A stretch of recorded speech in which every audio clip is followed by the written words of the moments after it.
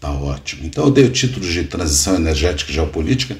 Antes a gente tinha falado em petróleo, mas petróleo está dentro desse conjunto de transição energética e geopolítica, né? Bom, a primeira coisa importante para trazer é que nós não estamos fazendo uma transição energética única, né? Já houveram várias no mundo, né? Lá em 1800 com a biomassa, em 1930 com o carvão, em 1960 começou a era forte do petróleo, importante, né? E agora, 2020, 21, 22, esse movimento intensíssimo das energias renováveis, apesar de ainda serem bastante acanhadas do ponto de vista de volume, né? Os combustíveis fósseis ainda são, no mundo todo, 78%, então é muita coisa. Mas é importante a gente enxergar que a gente não está fazendo pela primeira vez essa transição energética, né?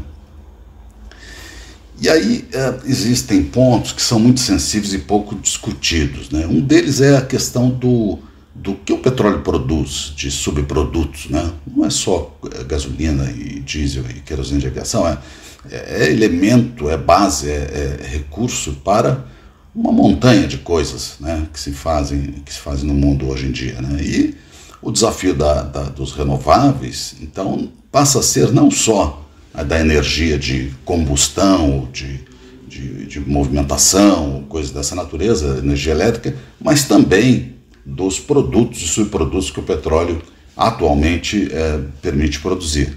Esse é um desafio que não é muito comentado e vale a pena para quem quiser aprofundar entender a cadeia do petróleo, produtos, né, principalmente a nafta, etc., que dão chance a essas produções de plásticos e tantas outras coisas, né? Essa é uma foto de satélite entre América do Norte e Europa, em fevereiro de 2022, portanto, antes de começar propriamente o conflito na Ucrânia, com Rússia e Ucrânia, e vejam a quantidade de navios cargueiros de gás liquefeito, LNG, né? Liquid Natural Gas.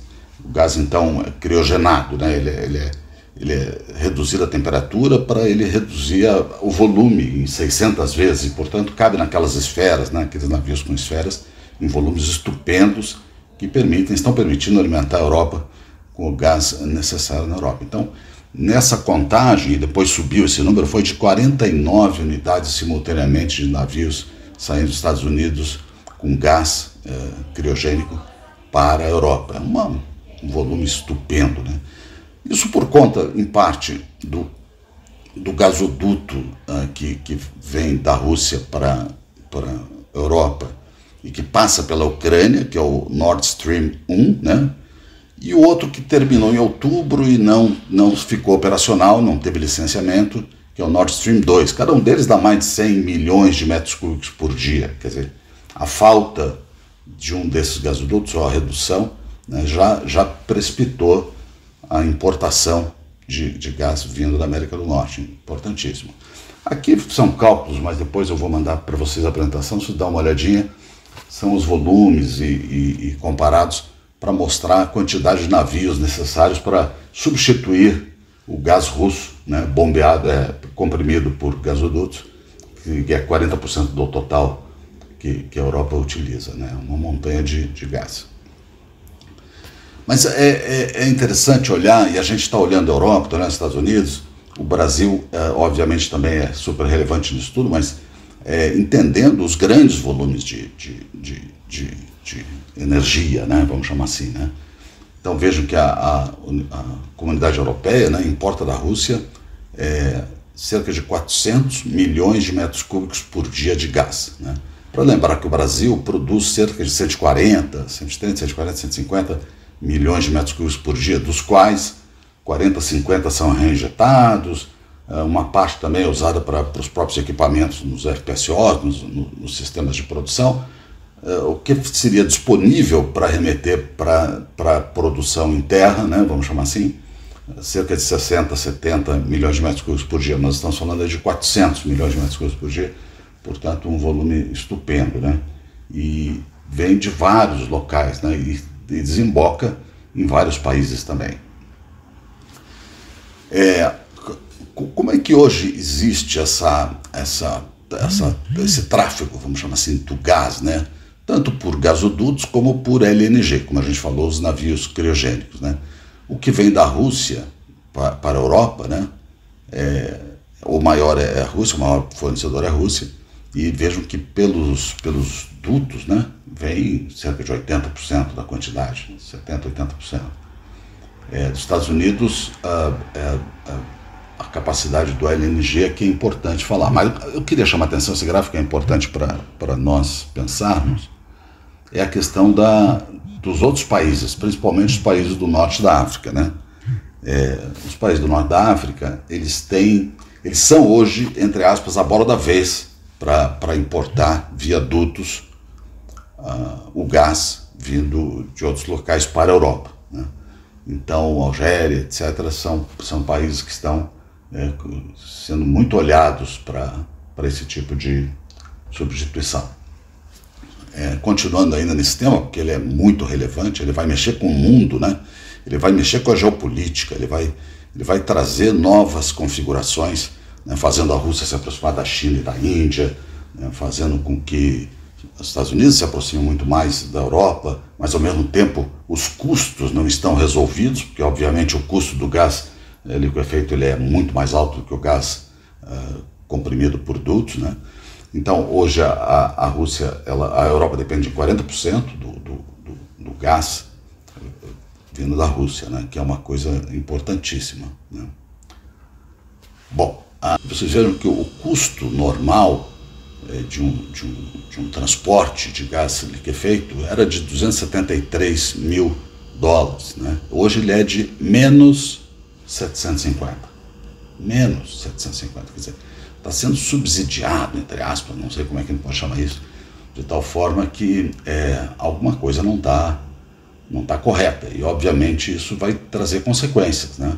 Consequências que podem ser, entre elas, a redução do volume de exportação americana para a Europa, a reconfiguração dos preços e, portanto, se tornam muito mais caros que o gás que vem de outras origens, tanto Rússia como Norte da África.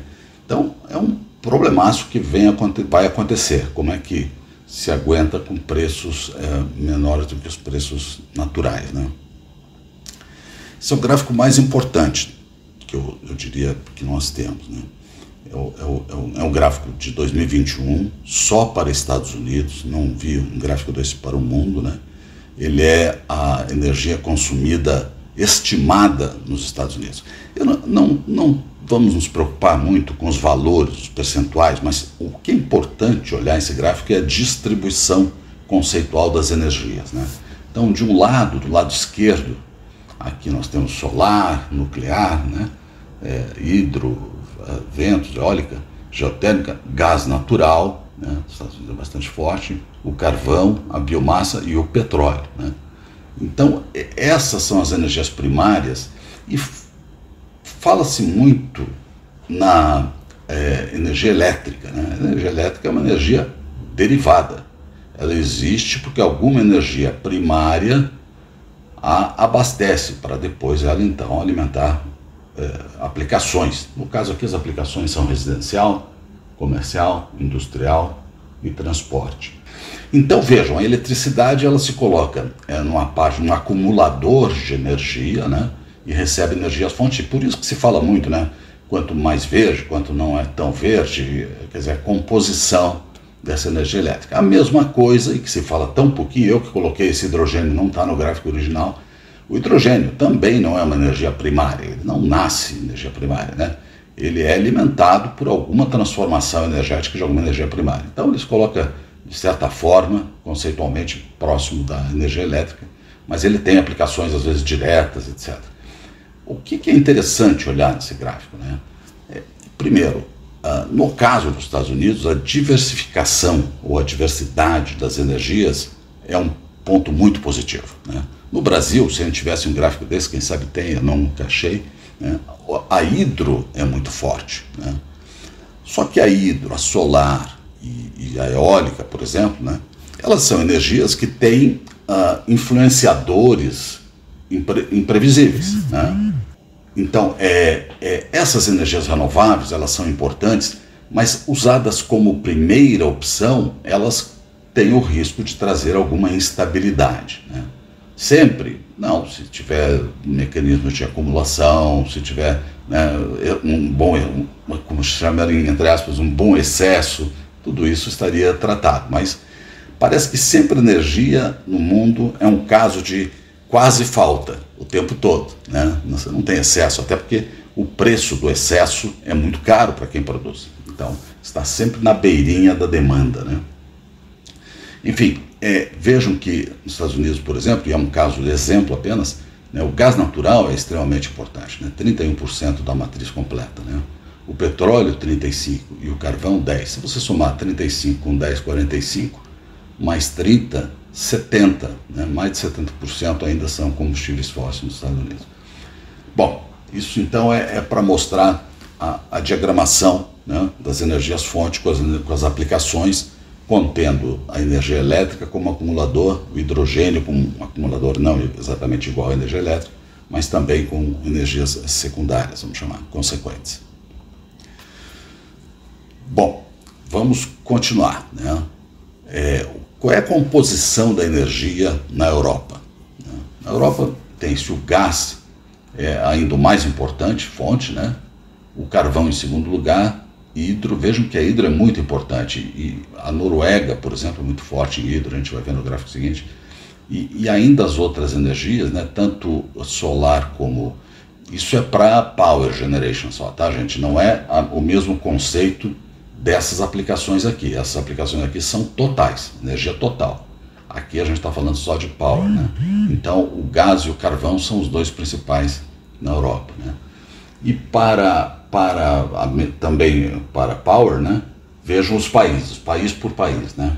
A Alemanha, em preto, é o carvão. Olha a presença do carvão na Alemanha, quer dizer, o tipo de desafio que eles têm, né? Fortíssimo, e ao mesmo tempo eles têm uma participação do gás que é significativa, e com essa crise toda de alimentação do gás russo e agora o gás americano chegando, né? Vejam a França, ela é extremamente nuclear é esse pink, magenta, né? A participação nuclear é muito forte, né? E a Alemanha está fechando todas as suas unidades nucleares, faltam apenas 3 que iam ser fechadas agora esse ano, mas aparentemente podem até reverter, fala-se que reverteriam, mas eles queriam ficar com 0 nuclear.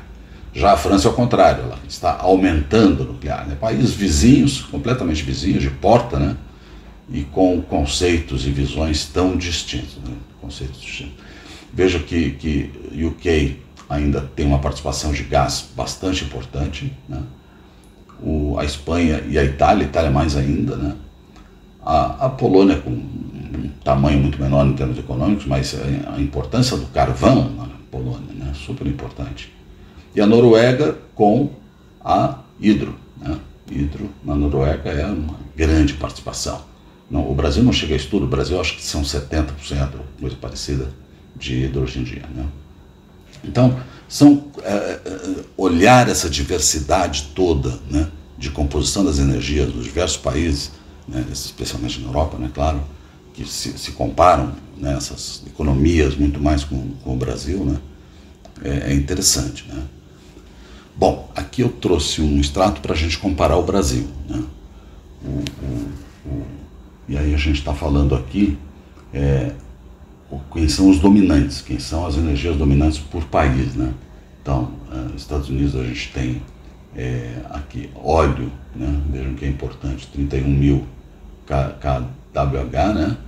E gás também uma quantidade enorme, né? E vejam o Brasil com óleo também sendo extremamente relevante, né?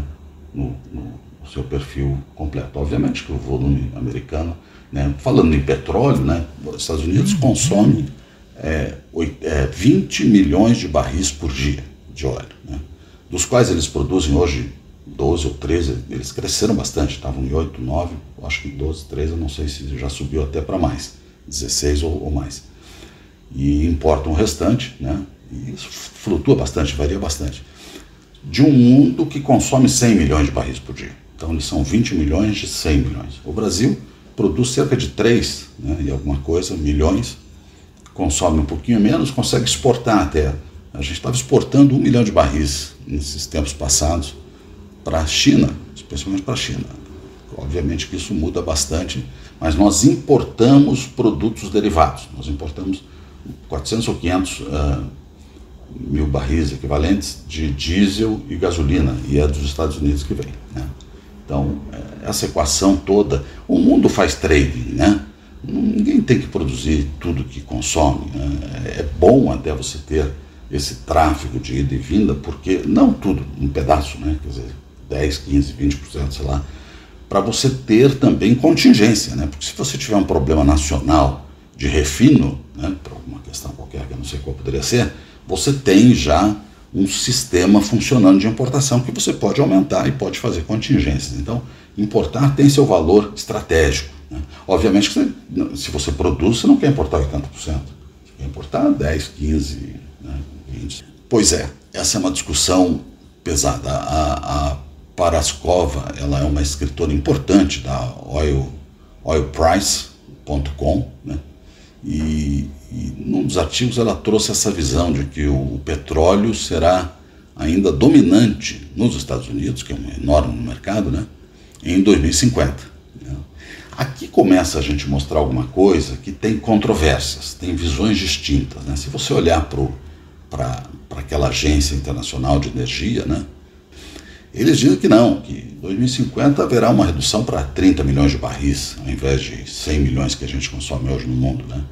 Então há discussões e há visões, é muito difícil, né, fazer uma previsão do que vai acontecer. O fato é que deve haver uma redução, só não se sabe o tamanho dessa redução, né, lá para 2050. Né? Outra, a própria Paraskova, ela falando que o medo, o receio, né, de disrupções, de cortes de supply de óleo é exagerado, né?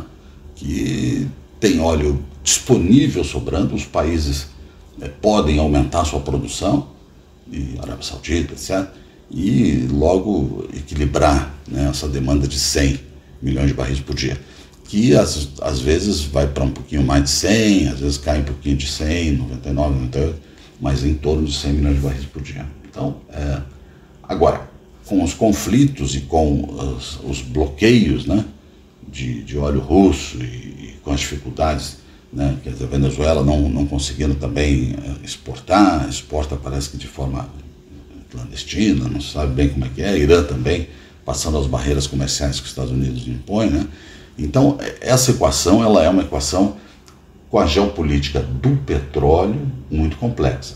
No futuro, nós vamos ter uma outra geopolítica, né? Será a geopolítica dos minerais, da mineração, dos metais, né?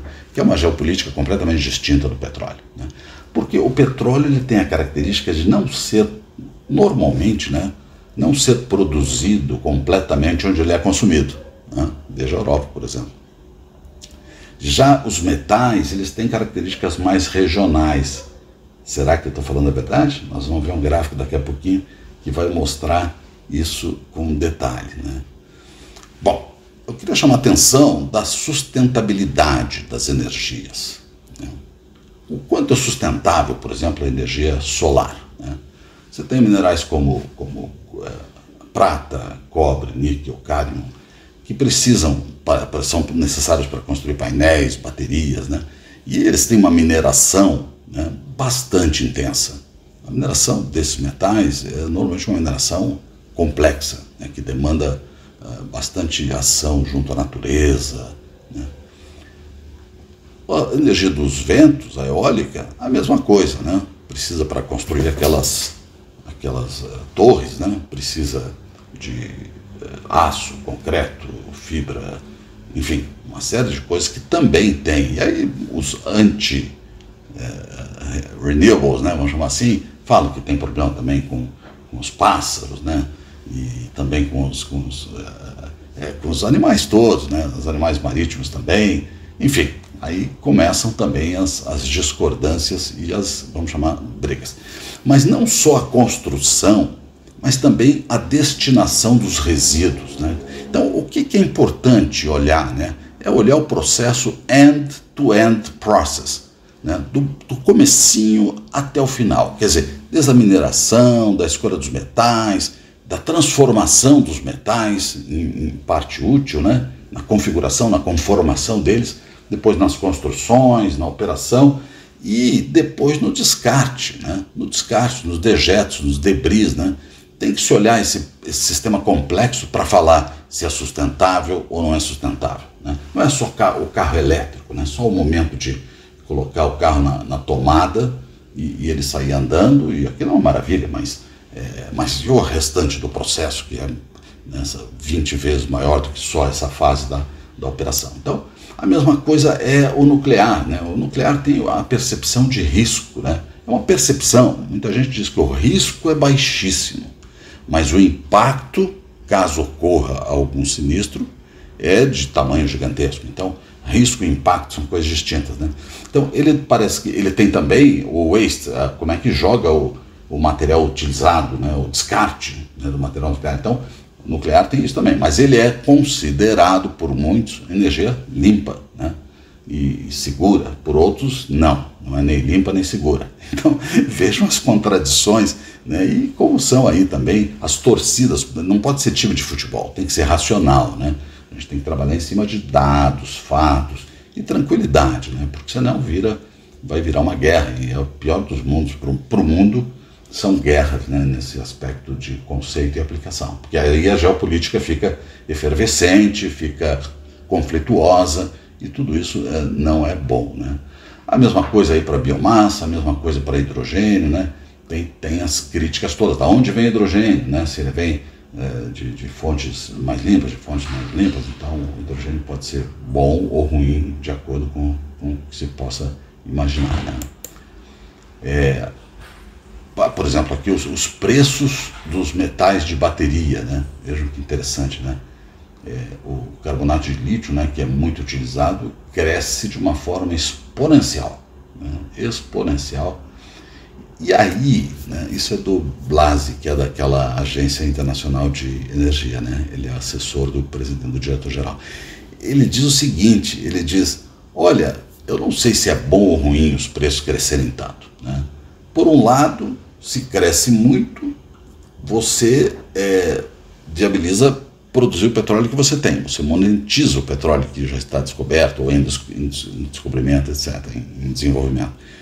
Por outro lado, se você baixa muito, né, você vai fazer uma constrição do petróleo, mas ao mesmo tempo você vai remunerar menos os produtores de metais e minerais e materiais para as energias renováveis.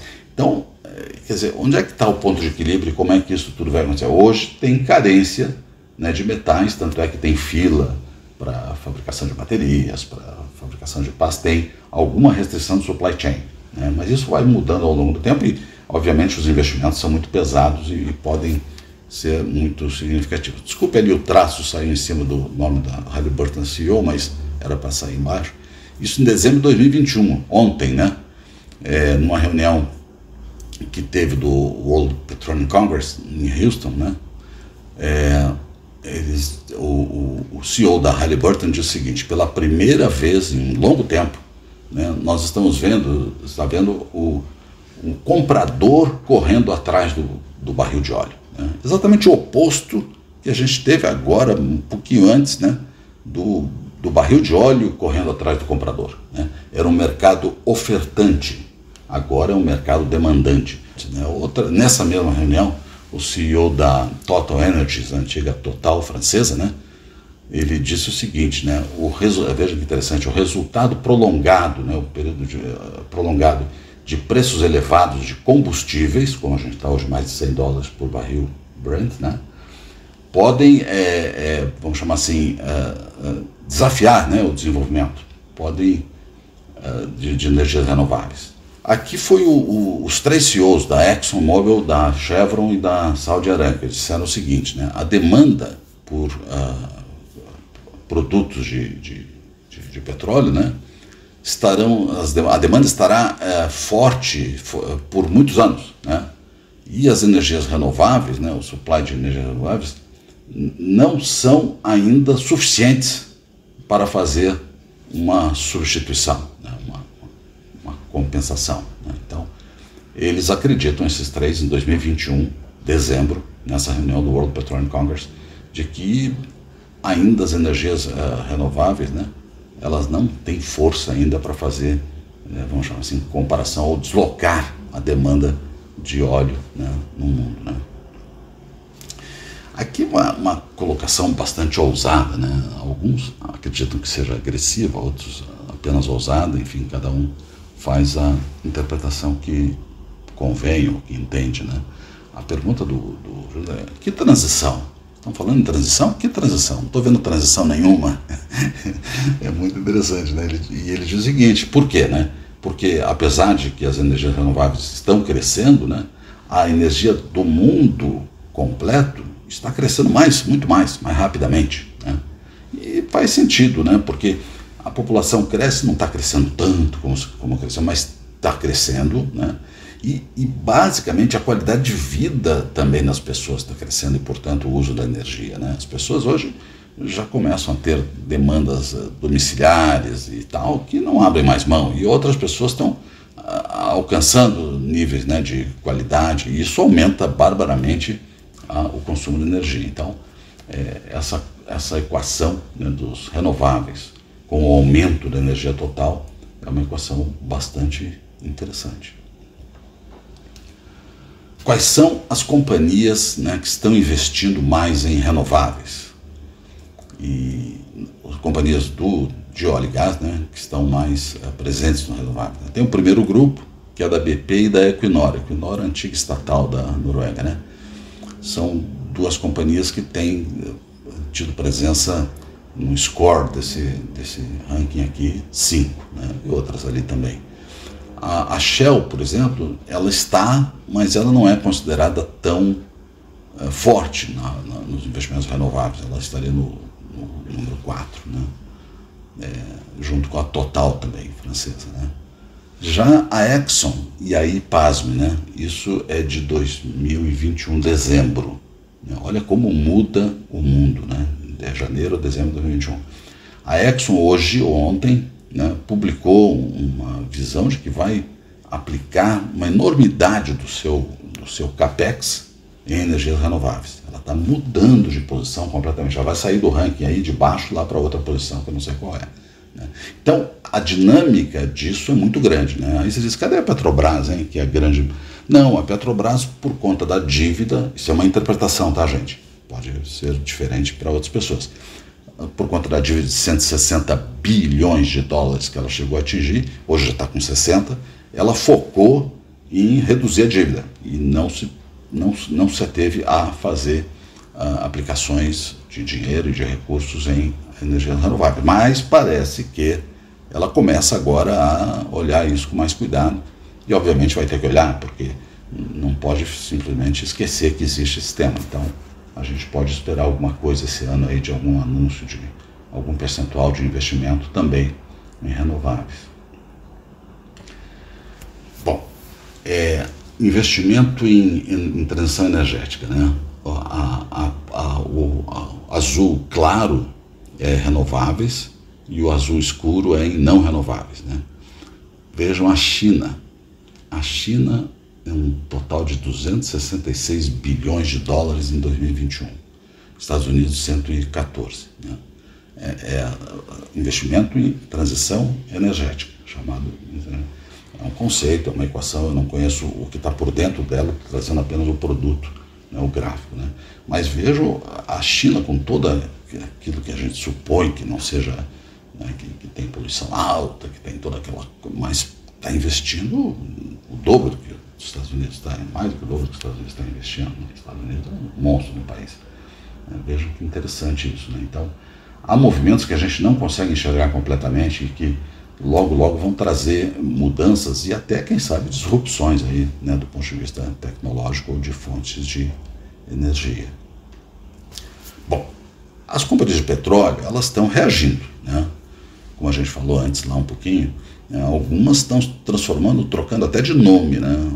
A Statoil para Equinor, a Total para Total Energies, e outras estão também trocando e ajustando, né? E elas saem então da posição de IOCs, né, International Oil Companies, para IECs, Integrated Energy Companies, né? Então elas tiram o nome óleo, né, e colocam o nome energia, porque daí permite que elas sejam identificadas como companhia de energia. Tem também a questão de marketing, a questão de marca, a questão de entendimento da população, aceitação, tem todo um conjunto de fatores que eles estão, obviamente, analisando, né? Outra visão bastante assim, contundente, né, que as empresas de petróleo, as grandes, né, as majors, vamos chamar assim, não estão perdendo sono por conta da revolução do carro elétrico, electrical vehicle, né? Isso não é uma coisa que está atormentando as big oil companies, né?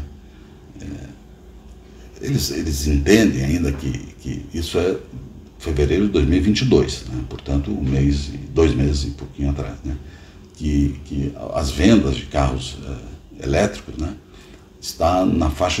as vendas estão na faixa de 8,6% do mercado, né?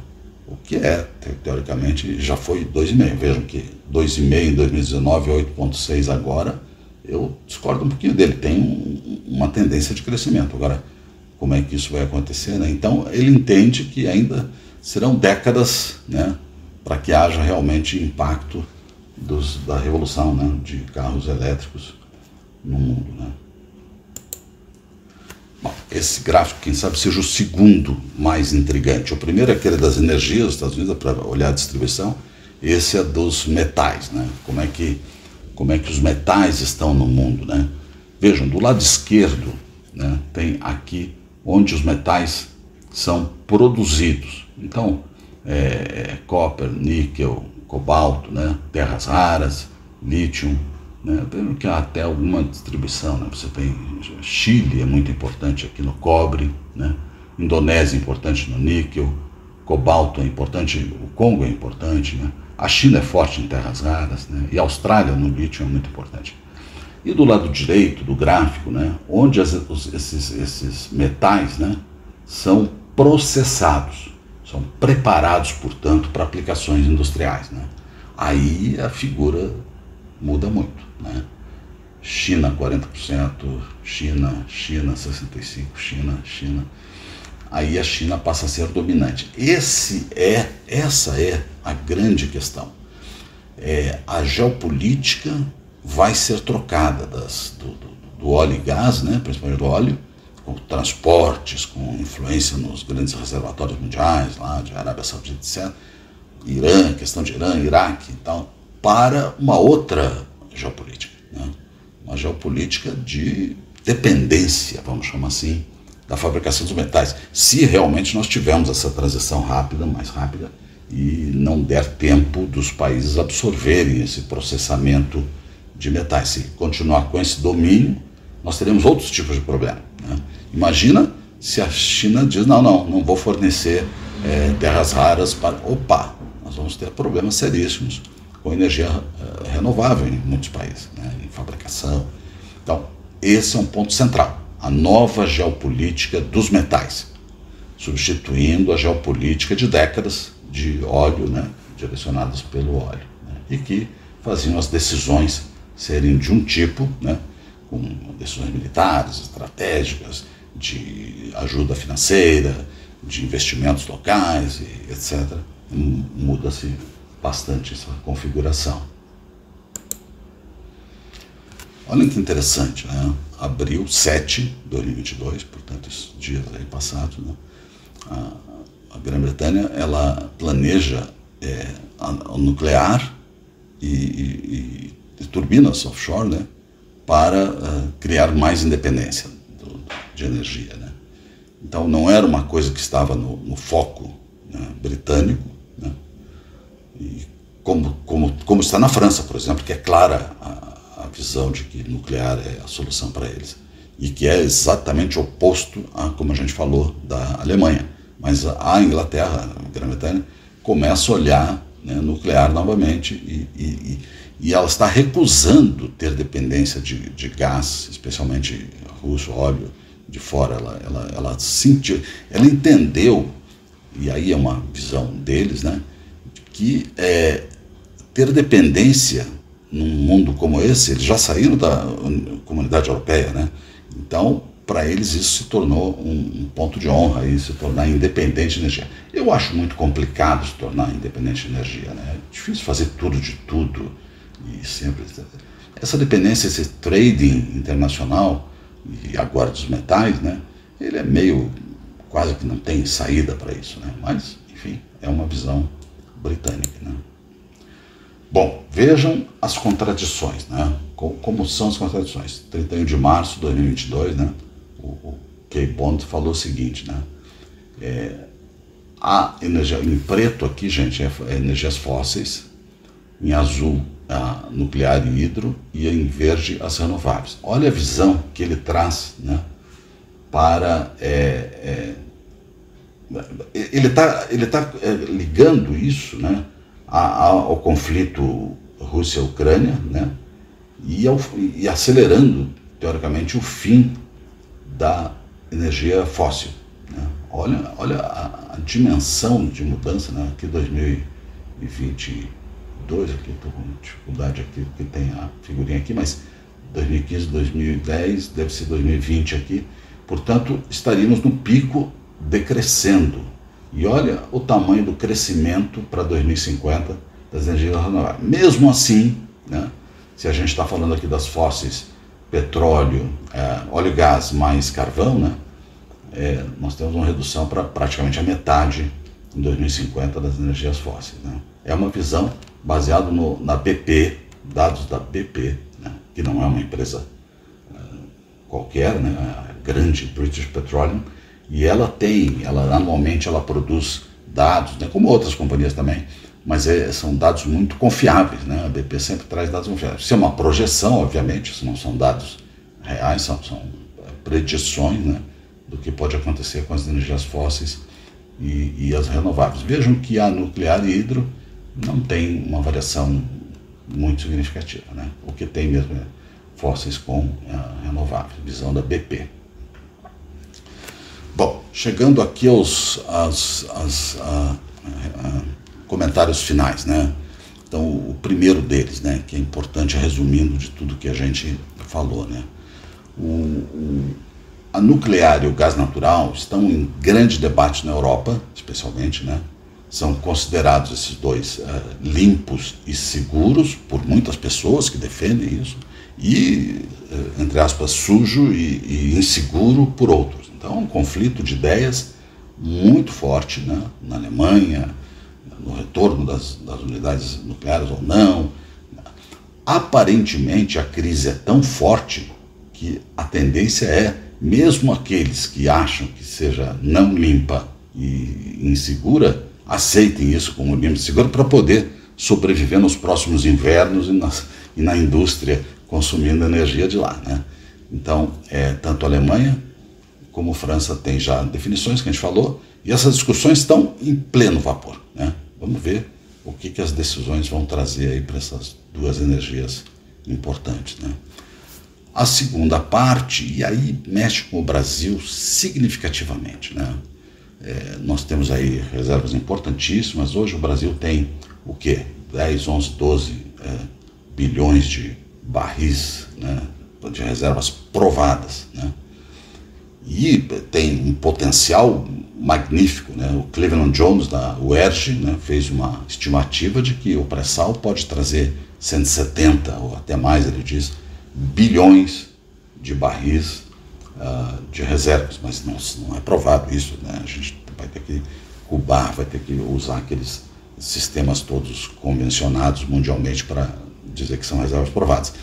Mas então nós temos uma quantidade de, vamos chamar assim, dinheiro, né, em subsolo enorme, e a gente teoricamente teria que monetizar isso, ou alguns dizem que não, que é melhor deixar lá e fazer as energias renováveis. Quer dizer, olhem o dilema que nós vamos ter cada vez mais, né, por conta, né, do ativo esforço dos ambientalistas, né, a questão de óleo, de gás e de carvão, mas nós temos essa riqueza, né? Nós deixamos de produzir, quem sabe, um pouquinho mais cedo, né? Por vários motivos, E agora a gente está correndo atrás de uma forma bastante interessante. Vamos ver o que vai acontecer com isso, né?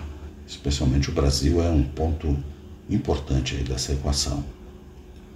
E aquilo que a gente mostrou lá no segundo slide, aquela figurinha das várias aplicações, especialmente dos produtos, né, dos derivados, vamos chamar assim, do petróleo, né, que é a petroquímica. Né? A petroquímica hoje tem uma quantidade de produtos, subprodutos, que é um negócio colossal. Né? Tudo tem petróleo, né? Tem celular, plástico, uma coisa impressionante. Né? E essa questão dos renováveis precisa trazer a substituição. Ela não é muito falada, essa substituição, né, os renováveis produzindo petroquímica, mas obviamente as técnicas, tecnologias estarão aí à frente, mas não está visível isso ainda. Né? Outra questão são as plantas termoelétricas, né, que são muito utilizadas pelo mundo, né, plantas com base no gás natural. Né? E elas são um estabilizante, né, um estabilizador, melhor, desculpa, da energia. Né? As renováveis elas variam, né?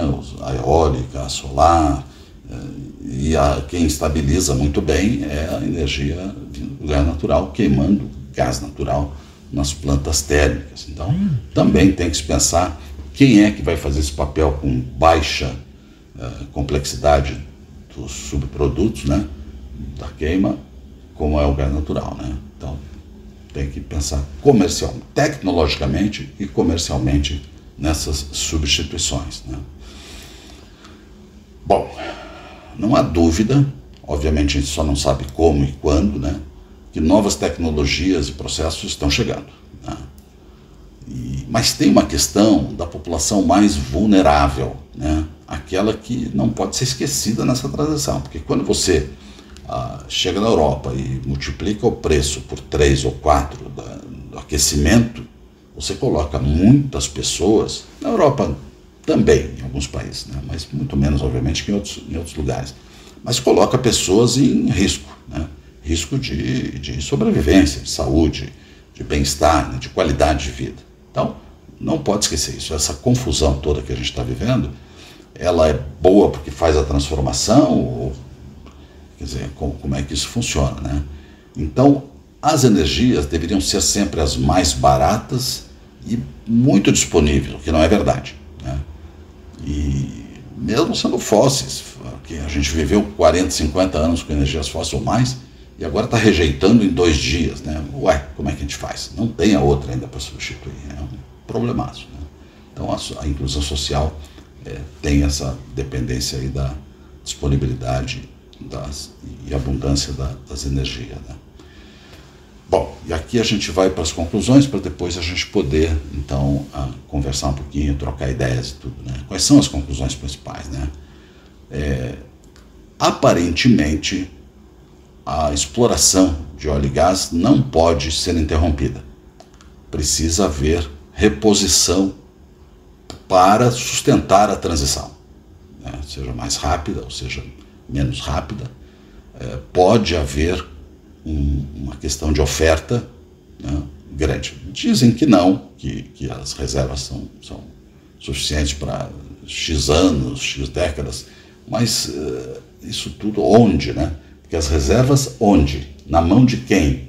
Como isso acontece? Então não é só o volume total, é a geopolítica da reserva, dos reservatórios, que está em jogo. Por isso a exploração em alguns pontos, os Estados Unidos retomou, esses dias, 2, 3 dias atrás, o presidente americano liberou, né, novamente em terras federais a exploração. Né? Ele viu que ele era absolutamente contra. No primeiro dia de trabalho dele, mandou parar tudo, queria interromper tudo, interrompeu o gasoduto que vem